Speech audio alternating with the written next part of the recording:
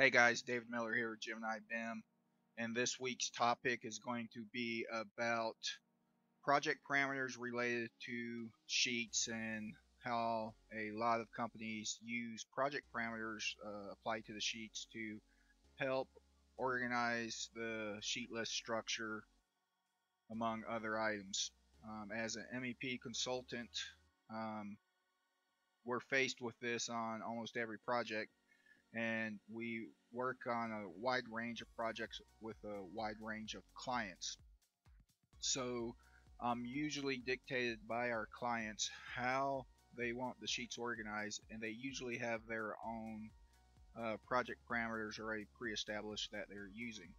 So today's video is going to be how I transfer those custom parameters into our MEP project. There's several methods to do this, and I will just highlight the pros and cons of maybe some of the other methods, as opposed to probably a very straightforward, simple method that um, I use quite often. So the scenario is that we have our architectural uh, project that we received from our client, and I'm setting this up to be used as a link or background in our MEP model. And one of the things that I'm in the habit of doing is looking at the project and identifying if in fact this project does have project parameters that I need to add to my project related to the sheets. Now hopefully all of this is laid out in a BIM execution plan, but a lot of times on smaller projects, the reality is that BIM execution plan is not even developed, or I would already have the project on its way before a BIM execution plan ever come through the email for me to review. So I'm always in the habit of seeing if I can identify if there's any special parameters that I need. So in this example, you can see that on this sheet, I see these several parameters here that clearly indicating to me that this is how they organize their sheet lists. And I can go to the project parameters and I can find those same parameters within their project parameter drop down list. Then I can also verify on their sheet lists that they're kind of generating. Most of the time when we receive an architectural file, there's some type of sheet list already going. And then again, reinforcing my suspicion that in fact they are using these to organize and group their sheets. So I most likely need these in my project. So one method that you can use to do this is just to identify that there is already a sheet list created with the parameters that you need. And we've identified that right here, sheet list working. One thing I do personally like to do is I like to save that out to a new file. And I'll just save that in our example project. The reason why I save this out to a new file will be clear here in a minute.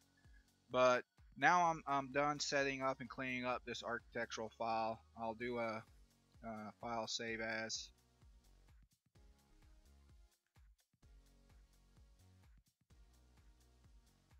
So it's ready for me to use as a link in MEP project that I need to set up for my firm.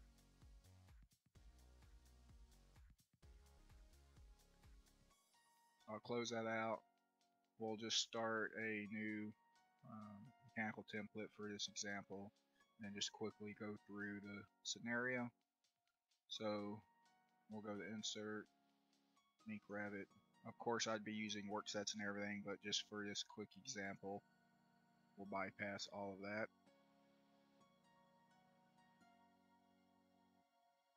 So I have my link successfully pulled in, and I'll just create a dummy sheet with the default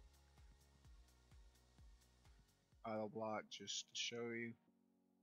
But right now, I do not have those custom parameters in my project. So whenever the ARC or our client would receive our model and they link it in to, populate their sheet list on their end, our sheets would not fall within their system, and most likely I would receive an email back and asking me to add the said parameters so that whenever they linked our file in, everything would be cohesive. If I go to the project parameters, I only have one project parameter. Now, one method that I could use to get these project parameters in is, use the transfer project standards or project parameters, and select the project parameters category. But this is probably not the best option, and I'll show you why here. Is because you cannot select which parameters to pull in.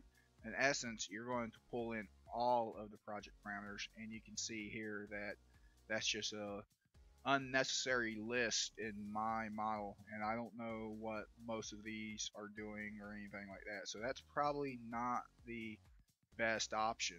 I'm gonna control back, get rid of the project parameters, and now we're back down to one.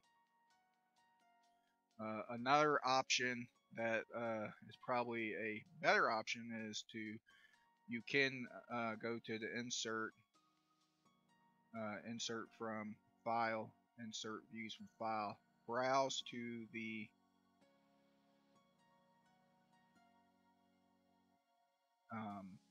project that you want to extract the schedule from. But one disadvantage to this method is that if you're working in an extremely large project, trying to find your file in here could be not impossible, but you may have to cycle. In this case, there's about 50 views, but you may have to cycle through hundreds of views to actually find the schedule that contain the parameters into your project. So this is a better method, but the reason why that I exported the schedule originally is so that when I go to insert from file, insert views from file, I select that exported schedule, so that way I know that's the only thing in that project. I know exactly what I'm getting.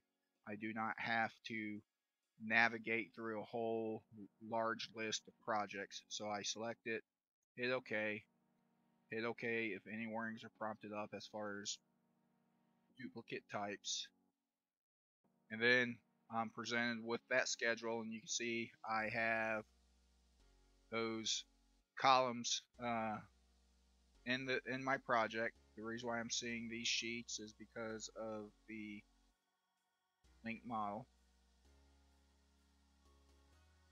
Then if I go to our sheet,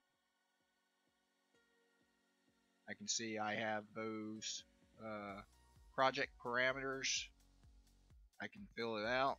I can double check by going to the manage project parameters.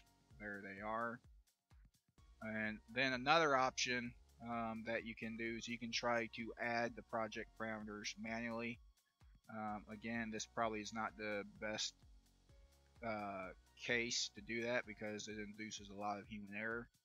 So I find that just exporting the schedule personally is one of the easiest and fastest methods, and it maintains consistency through the project. Everything will be grouped correctly and applied to the sheets as in the architectural file.